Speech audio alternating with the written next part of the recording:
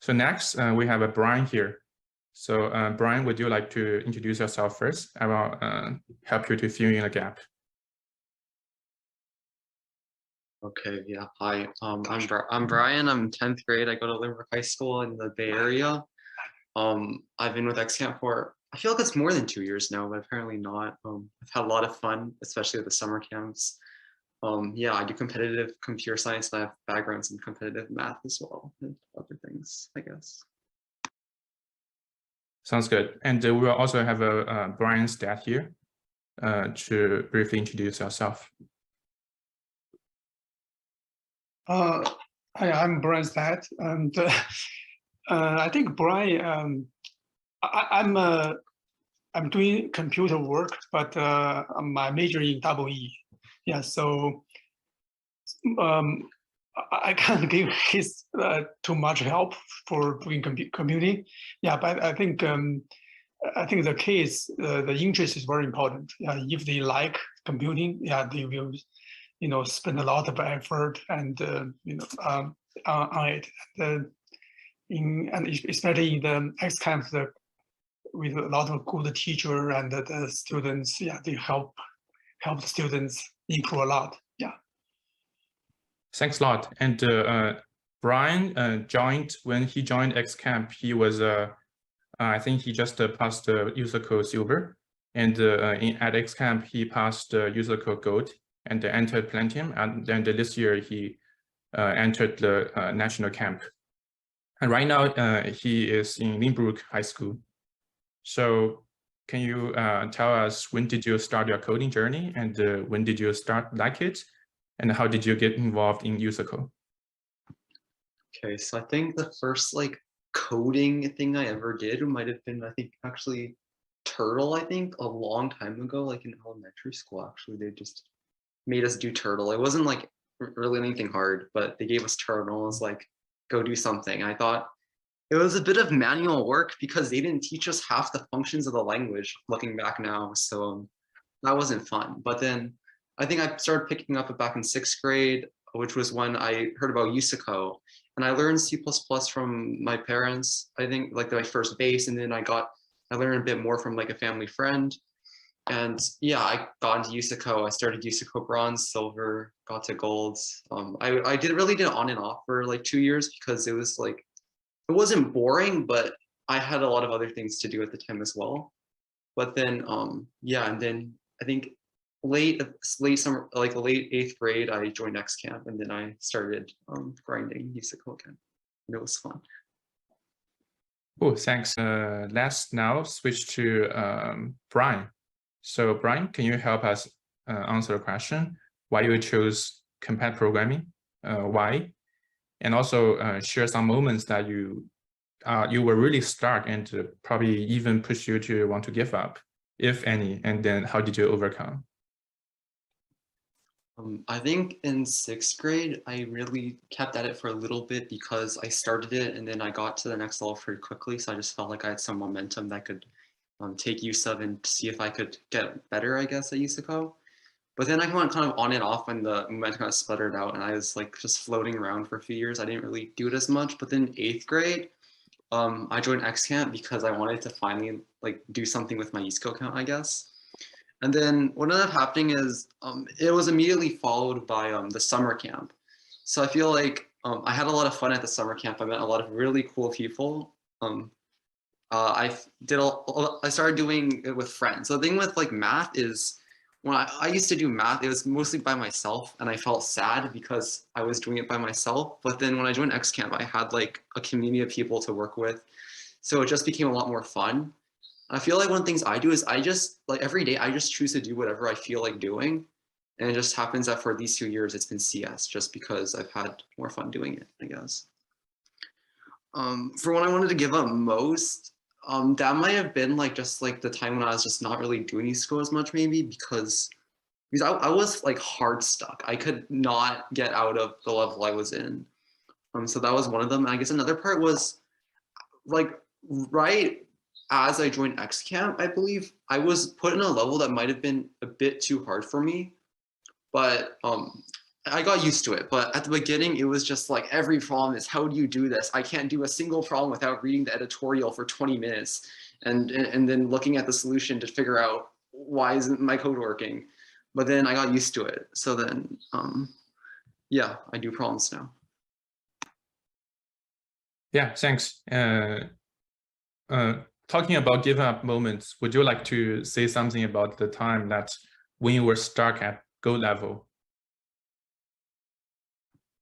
Oh, okay. So I went to XCamp for a while, right? And I felt like I started feeling like I was improving much faster. But then when I got to the, I believe, December of last year's contest, I kind of bricked that contest really bad. So I just felt like even though like I can see myself improving, that I can solve more problems online, I still have this like mind-blocking USACO where I feel like I can't solve a single problem. So that was a bit of an issue. But then I think what ended up happening was during the February contest, as it happened that February, the third problem was actually, like, compared to the others, much easier. So I feel like when I solved that problem, I just like broke through like the barrier in my head, and I was like, I can solve gold problems now, and maybe I have a chance of getting plat. And then I promoted that contest. So, yay. Yeah, so I still remember you were stuck for like probably 3 times, right? And then the whole class, they've already advanced to platinum level. You had the last one, and then you were kind of had some pressure, and also we can see the frustration for several times. So at that time, was there any coach or teacher that really give you the belief or some kind of words to make you believe you want to continue and this is the right track to go?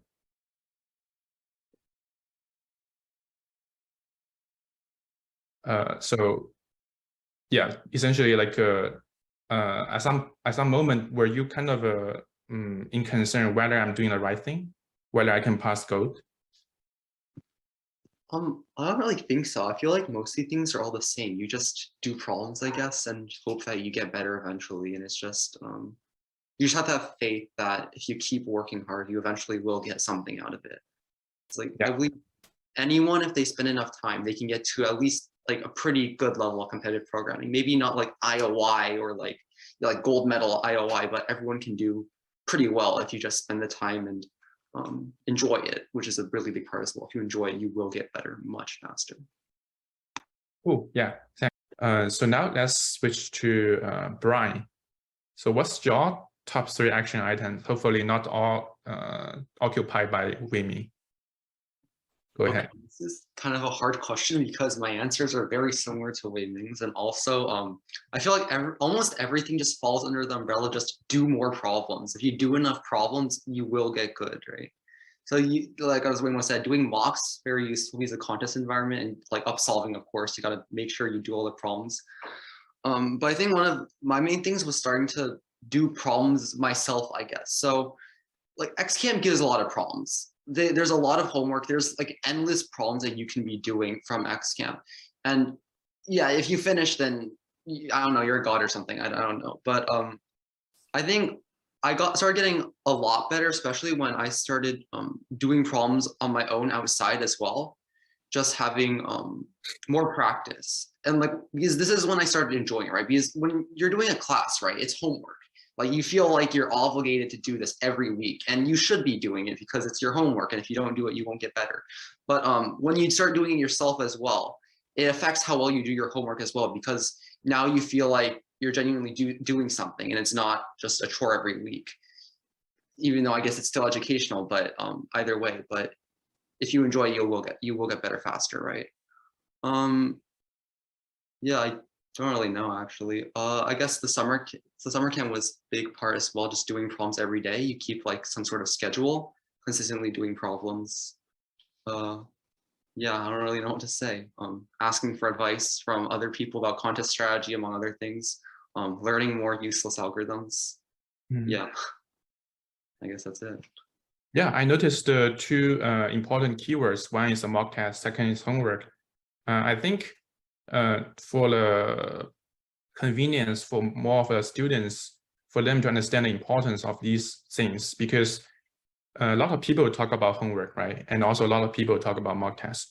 So what's special thing about homework or mock tests at XCamp that really, have had you to finish them? What pushed you to finish them? Because we assign the same homework to lots of people, but you were one of the few who were able to finish many of them, right? So what really pushed you to that limit? And do you think that was important? I mean, this is kind of funny, but I think one of the biggest parts was just every time I didn't do my homework, I would feel guilty because I feel like I'm kind of not being responsible enough. Another thing is like teacher Peter being here as well. Like he really helps us push us to do our homework. And I feel like whenever like I don't do my homework and like the teacher Peter seems disappointed, I just feel really bad about myself. So I feel just like I gotta do these problems and I gotta be a good student as well, I guess. There's good responsibility there. So yeah. I don't want to be a disappointment, I guess. Yeah, I think that's actually pretty important because you tend to be more mature and also in the same time, everything paid off. I think you really made it within 1 year, you made it from gold all the way to camp, right? So yeah, we've talked in the Discord for many times about this as well. Yeah, really glad about your homework completion and also the way it paid off. How about mock tests? What's special thing about the mock test? I feel like just having competition, just constant competition is good for your improvement because like maybe 1 week you don't do as good, the next week you just want to be good, you want to, I guess, impress other people as part of it. That's not really a good thing, I guess, but that is part of it. And I just feel like when you do a mock test, you have a much higher level of focus. Like when I don't know if everyone has this kind of thing, but when I do problems on myself, sometimes my brain just wanders and I start thinking about other things that are not as productive.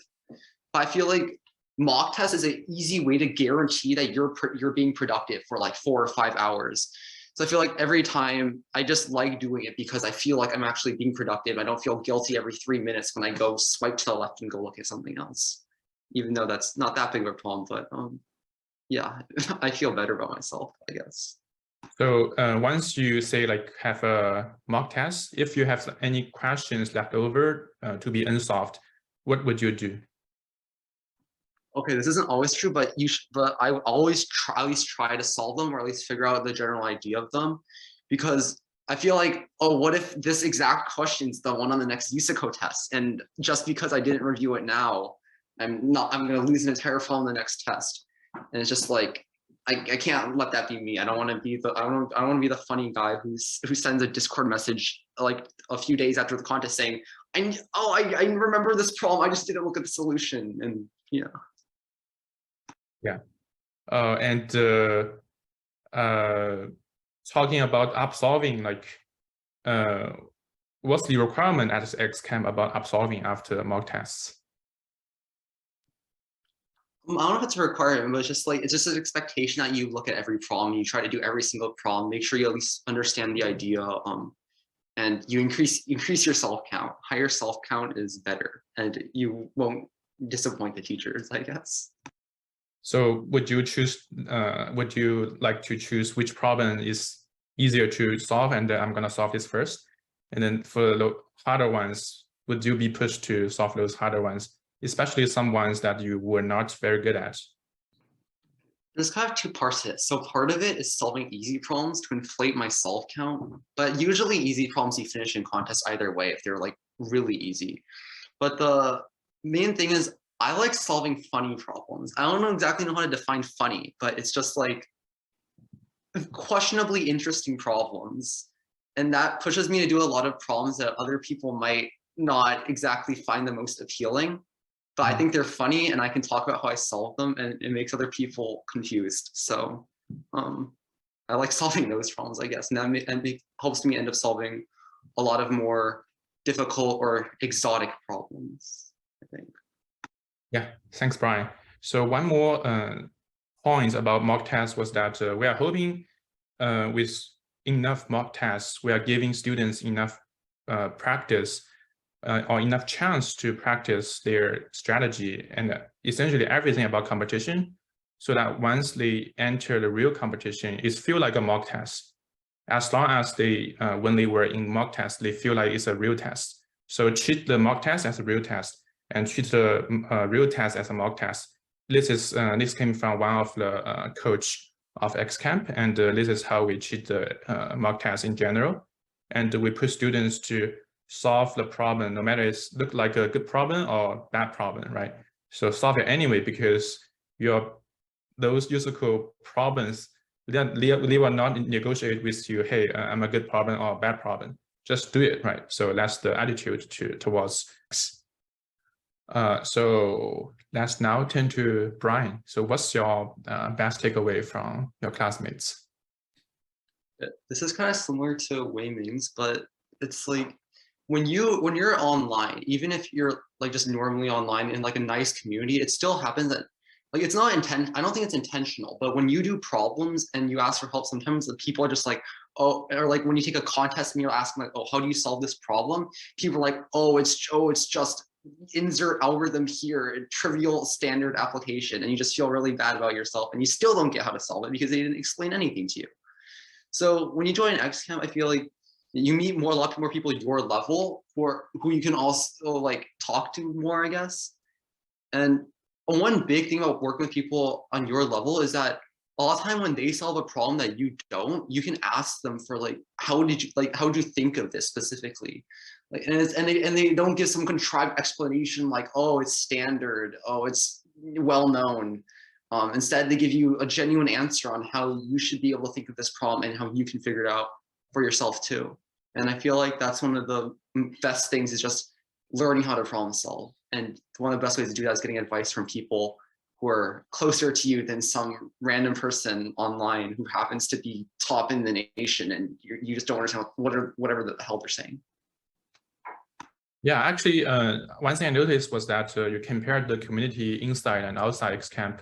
And could you see that again? Like, what's the main difference that you see in terms of the chemistry and basically why it's more efficient to seek for like help inside the community? In XCamp, when most of the people in your class are much more similar level to you generally, like I feel like when you go online and ask for help, the people who immediately answer are the people who are way above, who are just bored and looking to do something random. And so they end up just being a lot better than you. And that's a big issue, especially because sometimes they just throw some random things that you don't know. And oftentimes, especially when you look at like editorials too online, they never tell you how you think of it. They just say, oh, you do this, this, this, and maybe you do this. And maybe they mention, oh, this is motivated by blah, blah, blah. Like every 100 problems, it happens once. But you get motivation, right? Like on how to solve problems from a community closer to you.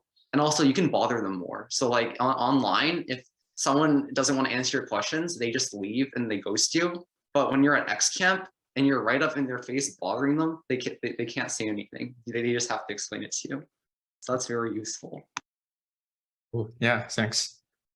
How about Brian? So as for me, I still have like one sort of real year of competition left. So practice, see if I can grind and see if I can make something happen with USACO, I guess. And after that, I hope I get into a good college, like a lot of people here, I'm assuming. I think just computer science. I'll probably keep doing competitive programming just because I have friends in it. It's a hobby now as well, I guess. So keep doing it. Maybe if I try ICPC, if I don't go to a college where everyone else just is really good and beats me up. But yeah, after that, probably we'll go into one of the computer science like feeder industries, I guess. You know, like, I guess competitive CS feeds very well into like quantitative trader, I believe. This is one of the big ones. I guess you could always I could go back and try working at XCamp, you know, something like that. How did you know XCamp, and why did you choose to join? Probably just go with Brian. I don't even know the answer, actually. I think originally it was a family friend, or I think it was a family friend originally, like way back. And then, yeah, it's just like, and they just gave very good words about it, and we've been friends for a while, so we started to trust them, and we went with the camp, and now I'm here. So right, so kind of a recommendation from the. How about Brian? okay, so most of my extracurriculars don't have a fixed time commitment. With something like computer science, like competitions, it's just how much time are you willing to spend on it. In terms of like forced time commitments, I used to play piano, but I ended up dropping that because I didn't really enjoy it. I did art like a long time ago in like 5th grade, but then I dropped that as well. So it's mainly just doing whatever I want. I have time to do competitions, and I just allocate it however I want. If I want to take a break one day, I take a break, and among other things. As for school, I'm not taking any hard classes right now, so I can just like chill and have like speed run my homework in 30 minutes every day. That might not be true next year, but for this year at least, I just do whatever I want. If I want to do something, I'll do it. If I don't want to, I'll figure out something else to do. Okay, thank you. So in some sense, like all of them have extracurricular activities, especially like when we were younger. But essentially, like when students get to the higher level, not just for grade, but also higher level of USACO, passing certain level are no longer something that can, pass something by luck. So also the coding in general for USACO in very high level is not something that you want to do on a whim. It's more like something like major commitment that you want to do. Talking about balance, I think many of students can then from Tina, I think, shuffle around priority and do proper planning based on your schedule would be really helpful. But in general, like balancing for senior high school students is kind of difficult from my own experience too. I've seen like several hundred students or maybe even 1,000 students in different scenarios. Cool. So I think, what's this question? Yeah, maybe for this one, it's actually pretty important for our audience. So let's go over this question as well. What's your advice for students working on coding learning, like in general, USACO, or maybe it goes beyond USACO as well? So anyone, if you have an answer, like feel free to start it. I don't really know what to say other than do more problems. Don't miss problems. If you see a problem and you don't feel like doing it, you should still probably do it because it's gonna be on your next contest and you're not gonna solve it and you're gonna feel sad. Try to do it consistently. Of course, this isn't not always healthy if you can get like tired sometimes, but try to keep a consistent schedule, I guess. Always keep doing problems. Don't let yourself do nothing for too long or else you might get a bit rusty. Try to enjoy it if you can. Maybe you might not at first, but I feel like if you join some sort of group, maybe something like X Camp, if you end up joining, it is very healthy and it does make everything a lot more fun. And it's not just you sitting in your room doing problems by yourself. That's like one of the worst ways to practice because you will stop enjoying it very quickly unless you're like unless you really like competitive programming. In that case, then you probably don't need any advice that I can give. Okay, so thanks, Brian. I think when I started XCamp, I was coding for like maybe like at most like 3 hours a week or something real, like not that much. It wasn't really that big of a time commitment. I guess slowly it grew, and maybe it's still not that much. Maybe I just code for like a small amount of time every day, maybe a few hours every day, just to make sure that I keep on a good schedule and keep grinding out those problems. And yeah, it's like it's really flexible. You spend as much time as you want, but just know that the more time you spend, the higher chance you will have at getting better. But just because you don't spend, well, you should still spend time, but you can afford to like do other things as well. Definitely. Yeah, just put in as much time as you're willing to, I guess. Yeah, sounds good. And I know you do math competition as well. So how do you balance between math and coding? I mean, I don't really do that much math anymore, to be honest. But it's just I do whatever I want whenever I feel like it. I feel like doing math, I'll do math. I feel like computer science, I'll just go to computer science. And it just works out sometimes that I get a bit of both done. Got it. I'm also a firm believer in do more problems, and it doesn't actually matter what problems you do. It's like you can do CS or math is also very productive, especially when you're beginning. It's very helpful to do math problems because it happens that math problems share a lot of concepts, ideas that are used at like beginner levels of USACO. And that's also why so many people from math are just very easily able to transition from competitive math right into competitive CS like almost seamlessly. While the other way around is like a bit less, I would say. So like take that as you will. Okay. Yeah. Thanks, Brian. Next question. How do you guys find problems? Are they recommended by XCAM instructors' homework, or do you attempt to find them on the other platforms such as CodeForces or something somewhere else that that is not mentioned?